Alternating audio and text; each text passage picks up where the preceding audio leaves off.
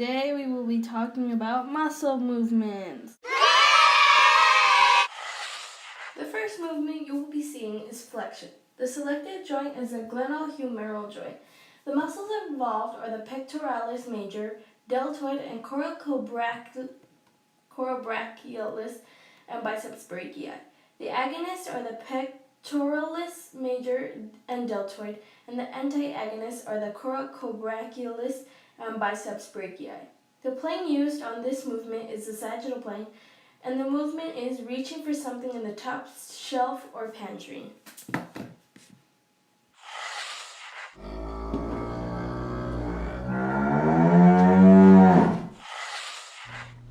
This is extension. The selected joint is the glenohumeral joint.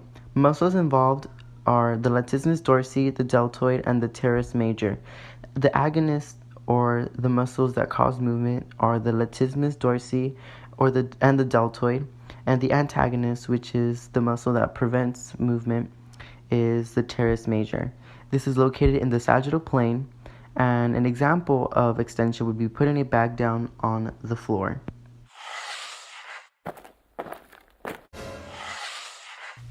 This muscle movement is known as abduction. The selected joint is the hip joint.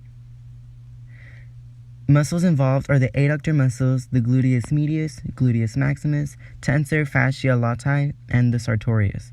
The agonist is the gluteus medius. The antagonists are the adductor muscles, gluteus maximus, the tensor fascia lati, and the sartorius. This is all in the frontal plane, and an example of abduction are the position of your arms when doing a jumping jack in the open position. Period. This movement is called adduction. The selected joint is the hip joint. Muscles involved are the adductor muscles, the adductor mangus, the pectineus, adductor longus, and adductor brevis.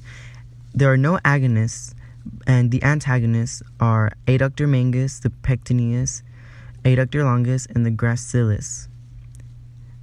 This is located in the frontal plane, and an example of adduction is the position of your arms when doing a jumping jack in the closed position. Period. The next movement you will be seeing is the plantar flexion. The joint used is the talocrural joint. The muscles used are the gastrocnemius, soleus plantaris, flexor digitorum longus, tibialis posterior, fibularius longus, fibularius brevis. The agonists are the gastrocnemius, soleus. Antagonists are the tibialis posterior, plantaris, fibularis longus, flexor digitorum longus. The plane used on this muscle movement is the sagittal plane, and the exercise or movement you see is when your feet can't touch the ground when you're sitting, so they fall downwards.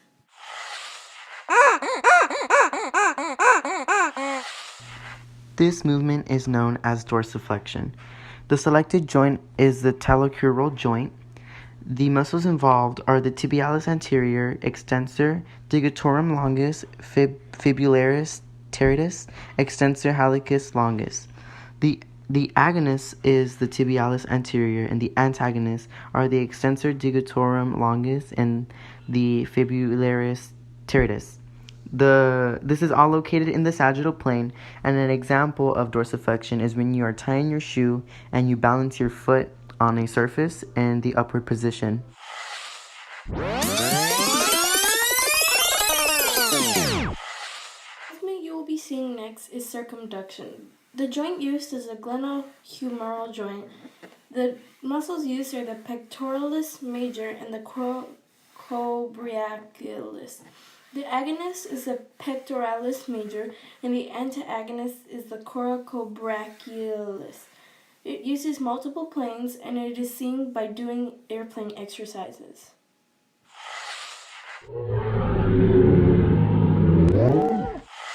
This muscle movement is known as eversion. The selected joint is the hinge joint. Muscles involved are the gastrocnemius and the soleus. The agonist is the gastrocnemius and the antagonist is the soleus.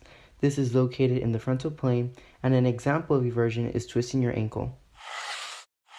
The next movement you will be seeing is hyperextension. The joint used is the atlanto-optical joint, and the muscles are the trapezius and the levator scapulae. The agonist is the trapezius, and the antagonist is the levator scapulae. It is used on the sagittal plane, and the action is caused when your neck is in pain and you try to stretch it out. The next movement you will be seeing is inversion. The joint used is the hinge joint, and the muscles are the soleus and the gastrocnemius. The agonist is the gastrocnemius, and the antagonist is the soleus. The plane used is the frontal plane, and it is the process of twisting your ankles. This movement is known as lateral rotation. The selected joint is the patellofemoral joint. Muscles involved are the tibialis anterior, gastrocnemius, and the soleus. The agonists are the tibialis anterior and the soleus, whereas the antagonist is the gastrocnemius.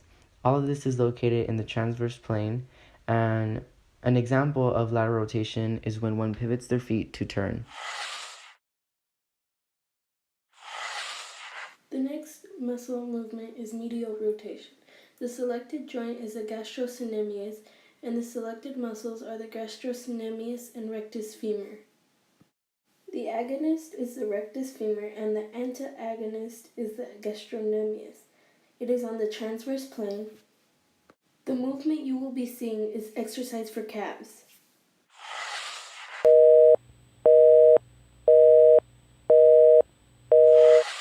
This movement is known as opposition. The selected joint is the interphalangeal joint. Muscles involved are dependent on the movement.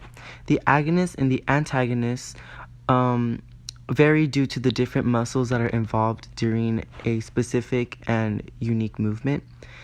This is located in the sagittal and frontal plane, and an example of opposition is picking up small items.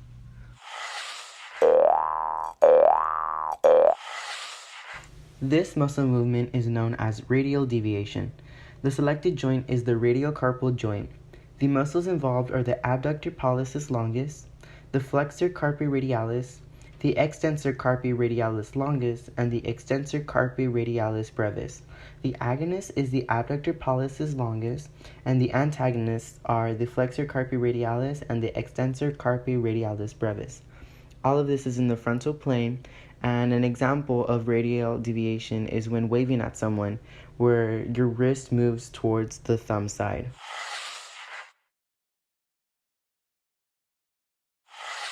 Supination is the next muscle movement. You will be using your biceps brachii of the upper arm and the forearm by pulling on the radius.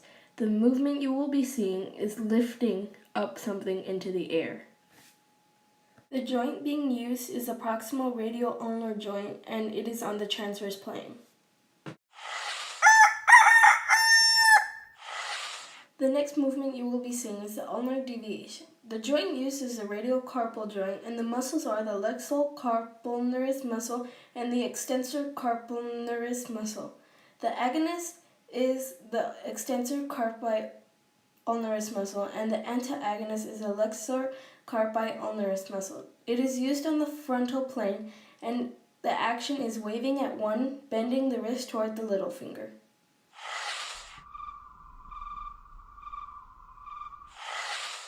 The next movement you will be seeing, and the last movement you will be seeing, is pronation. The joint used is a radiocarpal joint, and the muscles used are the pronator teres and the pronator quadratus. The agonist is the pronator teres, and the antagonist is the pronator quadratus. The plane used is a transverse plane, and the action is throwing an object.